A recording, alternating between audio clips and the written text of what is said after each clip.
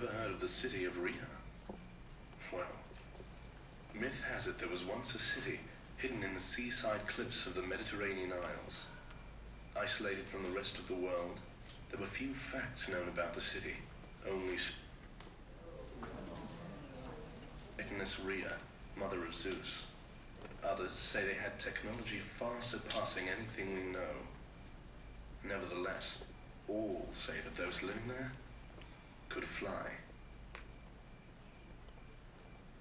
My name is Baldur Tangvald. I'm the team lead on Rhea. I'm Colleen Dimmer, lead producer. I'm Riley Peach, lead designer. I'm Yeltsin Karsten-Vrada, the art lead. And I'm Adrian Swanberg, the lead engineer. And sorry for the technical difficulties. Let me go over what the narrator was saying. Our game is a first-person virtual reality exploration adventure in which the player is dropped into a world. They wake up and they're outside an ancient civilization that has long been abandoned. But the legends say that the people there used to be able to fly. Now, nobody knows, was it the gods? Was it really blessed by Zeus's mother, Rhea? Or did they just have technology that's better than what we can imagine?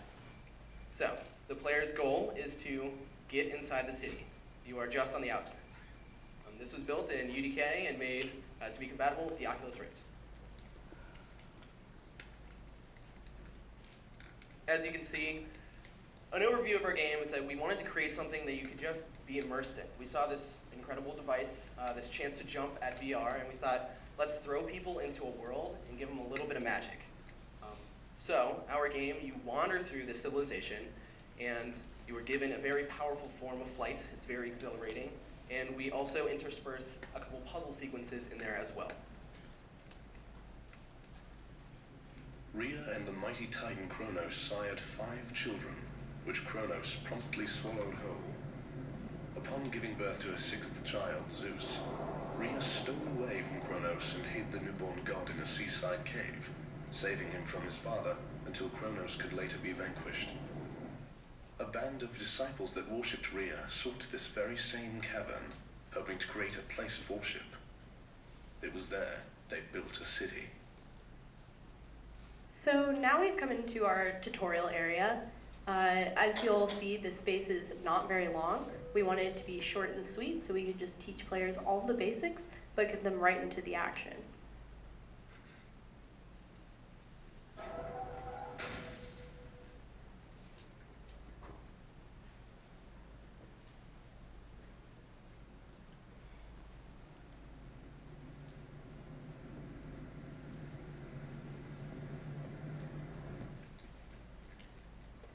Now, as Baldur turns around, you're going to see there's now going to be a path that has opened.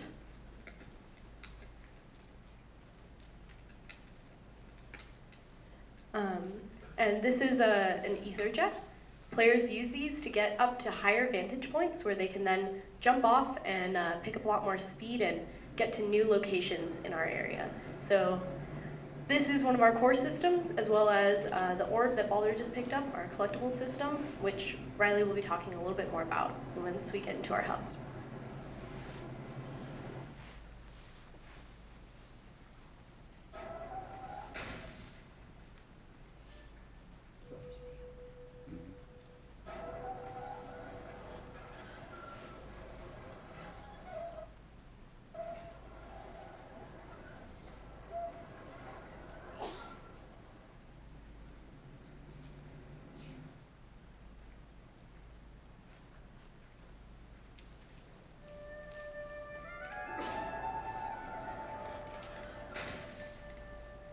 So this is the hub of the outskirts of Rhea, which comprises our world that we're showing them what we have here today. As Colleen said, this surrounds the mythical city of Rhea, and we give the players an opportunity to explore all of these areas in a very open fashion. We have different avenues that they can go down and explore in any order, and it doesn't really impact where that end of the game ends up, but it does give them the opportunity to go based on their own curiosities and interests. We had 2 big challenges that we faced in making something like Rhea. One is simply a game of this genre focuses a lot on player experience and the emotions that they face going through this world. And it's taken a lot on every team, engineering, art, and design, to create the kind of experience that we want. we had the opportunity to work with the Oculus Rift, as Balder was talking about, and that's been absolutely amazing to re-envision a game like this that we've played similarities of in just exploration and adventure games before, but see it in a totally new light as you have a head-mounted display on and are seeing this in a much different perspective. Adventurers once spoke of a massive door which could only be opened by those deemed worthy of entrance, but there is no record of anyone gaining access to the city. Perhaps nobody has survived the tests that await those who wish to enter. Perhaps those that passed into the city never wanted to return.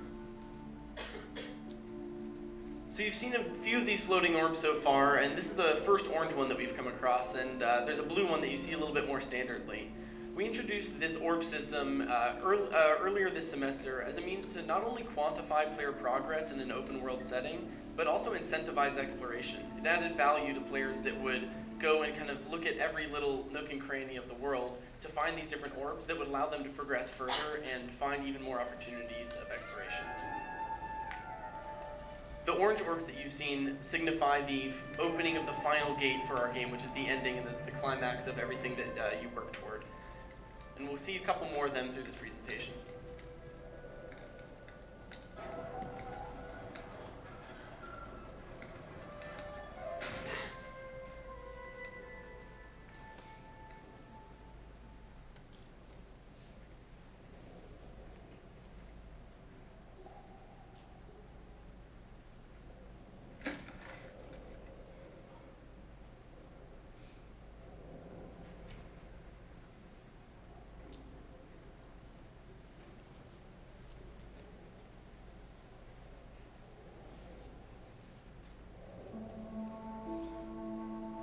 I'm going to talk a bit about the art in the game. We had a relatively small art team. We only had about 4 dedicated 3D modelers on the game. Yet we collaborated with Noman, Otis, and LCAD with our work.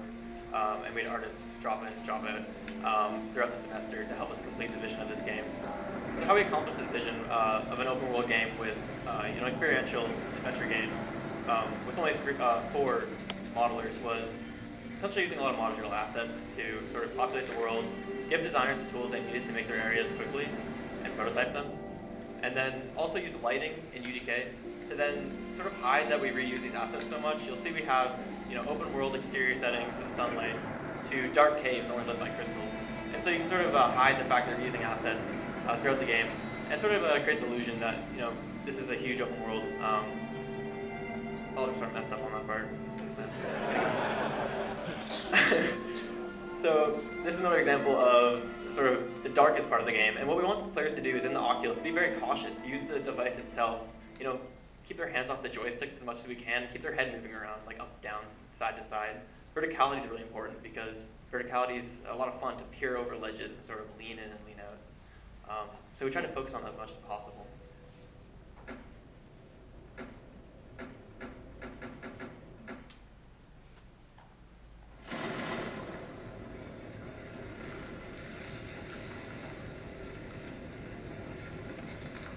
Almost there, man. Okay, so finally for art, I want to talk about sort of the challenges of VR. And that was with Oculus, the people want to walk up to the player again, they want to walk up to the assets we have and really look very closely at them, just stare right at them with the Oculus. And it's sort of infuriating for artists because we want to have this huge open world game, but every asset needs to be meticulously made with very high-res textures in order for players to sort of not see pixels when they stare closely at something. So it was a fine balance between getting the right level of detail for our world, and then mainly keeping an open world and not having our frame rate be somewhere around 12, because that causes a lot of nausea in the Oculus. So that's it for art. I'll be in the gallery after the presentations if you want to talk more about it. And yeah, thank you.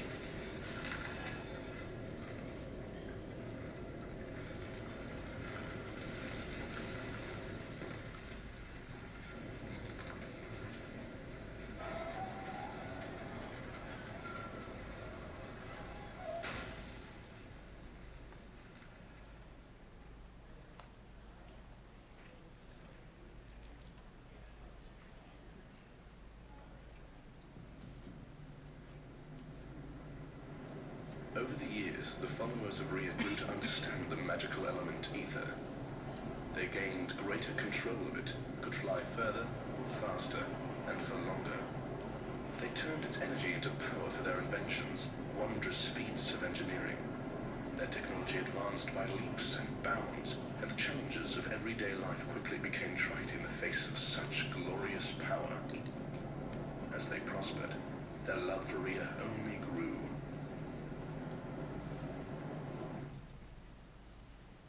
So speaking of feats of engineering, as Balder moves to this next area, I'm going to talk a little bit about some of the challenges the engineering team faced and what we were able to accomplish over these past 9 months. So we've talked before, we mentioned before that this is a very experimental genre using a still experimental piece of hardware. So we needed some quantitative way to know that we were on the right path. So this semester, we kicked off a comprehensive metrics project.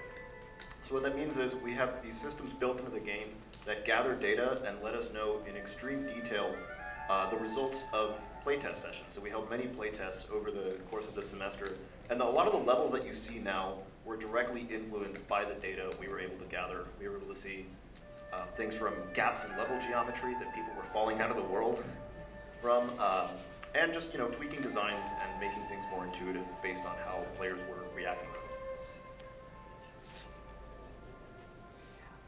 So as Balder moves into our downhill flight sequence, this is a map that features strongly two of our most visible mechanics, flight and ether streams. So ether streams are really interesting to work on. We were able to get to the point where a level designer could essentially make a curve of any shape and put it in their map and use it to assist the player to guide them somewhere or to just give them a boost when flying.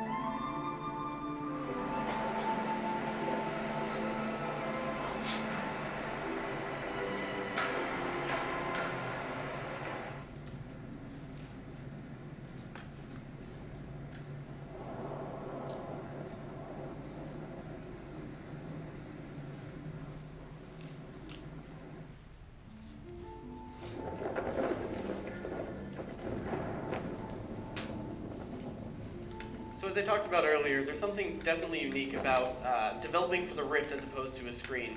Here, you're only getting part of the experience. You're not getting this full 3D world that you can look around all the time. So it definitely doesn't have it doesn't leave the impression that it will with the Rift. Part of developing for the Rift is creating worlds that don't overload the player with what's going on. It is a huge experience to be able to see things in such detail and see things with such a realistic perspective.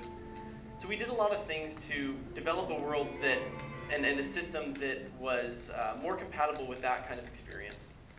We removed a jump, which is something typically that you find in a game of this type, because we just got a lot of feedback that something like a jump was jarring when wearing the Rift, because it just took away from the experience that players wanted to have thoughtfully moving around. Whereas our flight system was a really good example of something that worked well with the Rift.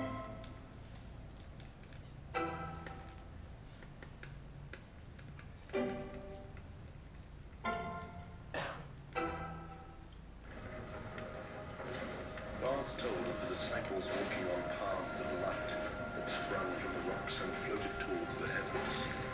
Aristotle reasoned a substance like this must exist, for the stars exist high above us and never come down to earth. He called it ether. Perhaps Rhea led her disciples to natural springs of ether, or otherwise created it herself and gave it to her followers in return for their devotion. Nevertheless, ether was the source of their power.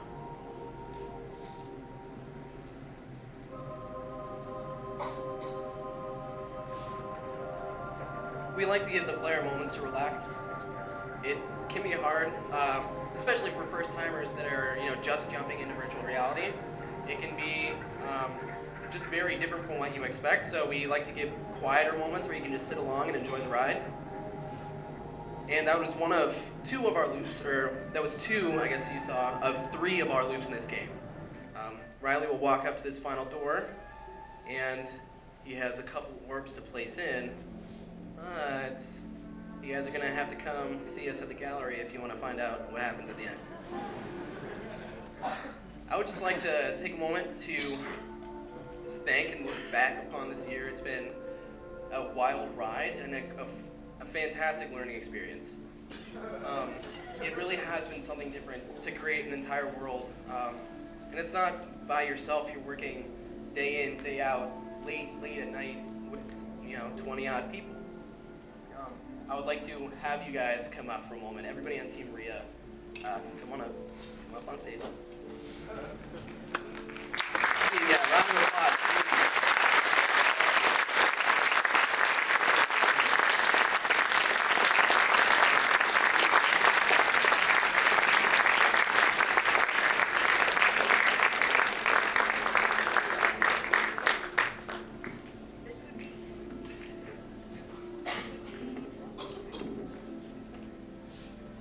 This would be a great photo op for parents, just to know. Is that everyone? Yeah?